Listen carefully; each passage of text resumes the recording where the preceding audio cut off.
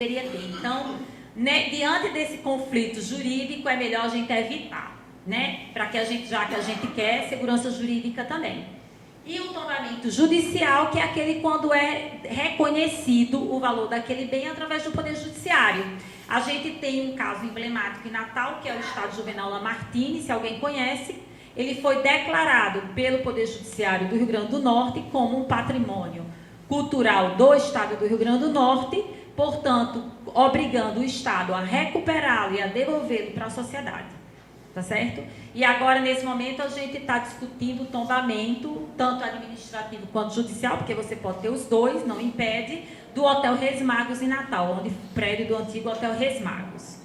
Ele pode ser voluntário, quando o proprietário do bem ele não se insurge contra aquele tombamento, ou compulsório, que é quando muitas vezes o proprietário não quer, né? Mas mesmo assim o poder público ele tem o poder de ir lá e tombar, independentemente da vontade do proprietário. Por quê? Porque ele está protegendo um bem que é de toda a sociedade. No momento em que um bem tem um valor cultural, que ele é reconhecido como patrimônio cultural, significa que ele pertence a toda a sociedade. Então, o direito de propriedade, ele passa a sofrer limites também. Tá certo? No caso de tourinhos, a gente não vai ter esse conflito, porque tourinhos é um bem da União, né? Então, não vai ter nenhum problema em relação a isso.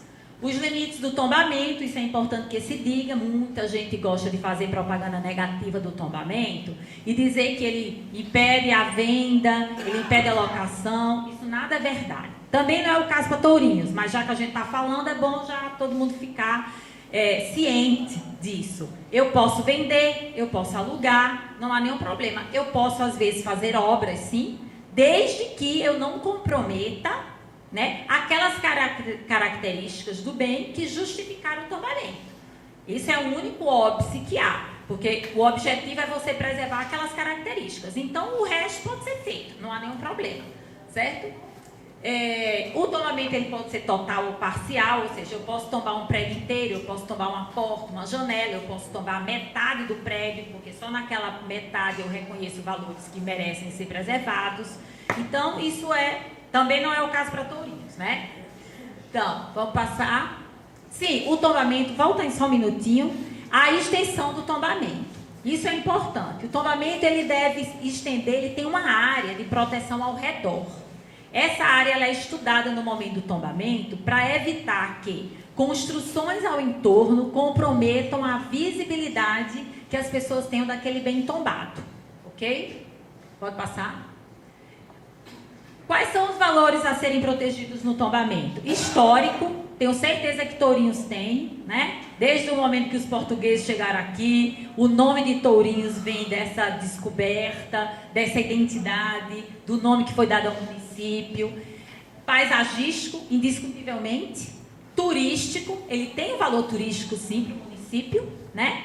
Ecológico, científico, como serve de base de pesquisa, né? E paleontológico. Então, ele tem diversos valores que justificam o tombamento. Não é nem só um. Por múltiplas razões, ele deve ser tombado. O objetivo, então, é manter as características que justificam o tombamento. Então, ou seja, a gente quer manter tourinhos, no mínimo, como ele está. Ok? Os principais efeitos... qualquer intervenção no bem tombado, ele tem que passar por uma autorização prévia do órgão tombador. Então, se for o Estado que tombe, qualquer intervenção que precise ser feita ali, o Estado precisa autorizar antecipadamente. Ok? Ele tem um papel muito importante no desenvolvimento regional, no desenvolvimento local e indutor do turismo. Existe uma propaganda negativa pesada contra o tombamento. Infelizmente, no Brasil, a gente ainda está no nível civilizatório que entende o tombamento como um congelamento, como um entrave ao desenvolvimento. É igual na minha época de faculdade, eu lembro que uma pessoa pediu uma cola, né? Nem sei se usa essa palavra. Uma prova. Marjorie, passa aí a resposta. Aí era um case, assim, um caso para a pessoa dar a solução. Eu fiz tombamento. Beleza. Saiu da prova e... Ai, muito obrigada, Marjorie. Adorei. Olha, eu falei que podia destruir tudo. Ou seja, ele não pegou lá, porque tombamento não é destruir. Tombamento é o contrário, é preservar. Né? Então, mas aí existe essa imagem negativa do tombamento, ela vem muito do setor da construção civil. E ele existe muito nos centros urbanos, porque na hora, muitas vezes, que você tomba um imóvel, você vai impedir a demolição para a edificação de um prédio onde o lucro vai ser muito maior.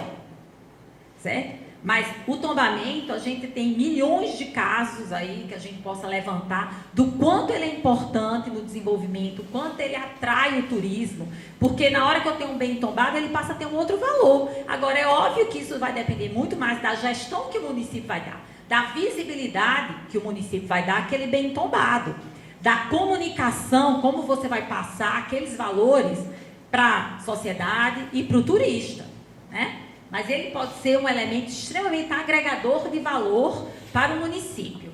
Pode passar?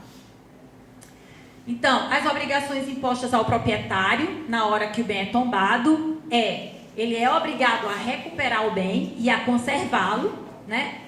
As obras necessárias, no caso, se for o órgão tombador que faça, ele pode buscar ressarcimento do proprietário. E todos os órgãos de administração, quando você tem o bem tombado, devem se unir para trabalharem conjuntamente para a preservação. Aí são esses efeitos agora, que são os mais importantes. É que quando você tem um bem tombado, a Constituição Federal já diz que qualquer dano àquele bem tombado vai gerar indenização contra quem provocou o dano, e ele é classificado como crime ambiental e como crime na esfera penal mesmo, né? Como destruição do patrimônio público e como crime ambiental. Então, eu também acho que na hora que eu tenho uma área tombada, eu tenho um inibidor maior.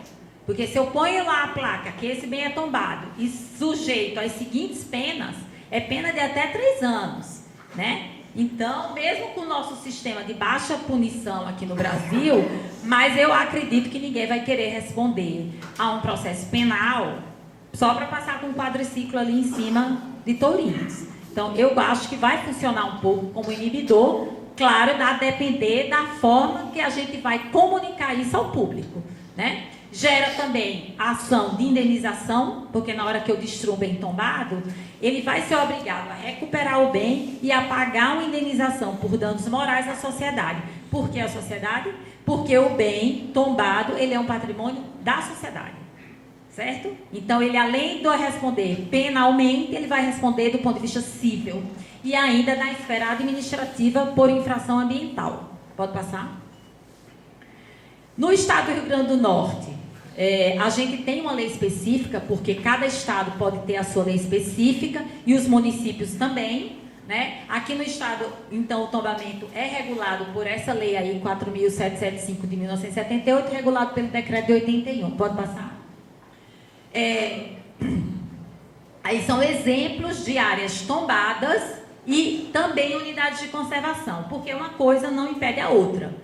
Eu posso tombar uma área e também constituir aquela área como unidade de conservação. A gente tem as crateras aí de São Paulo, que é a unidade de conservação. Ela primeiro foi tombada, depois ela virou uma unidade de conservação municipal.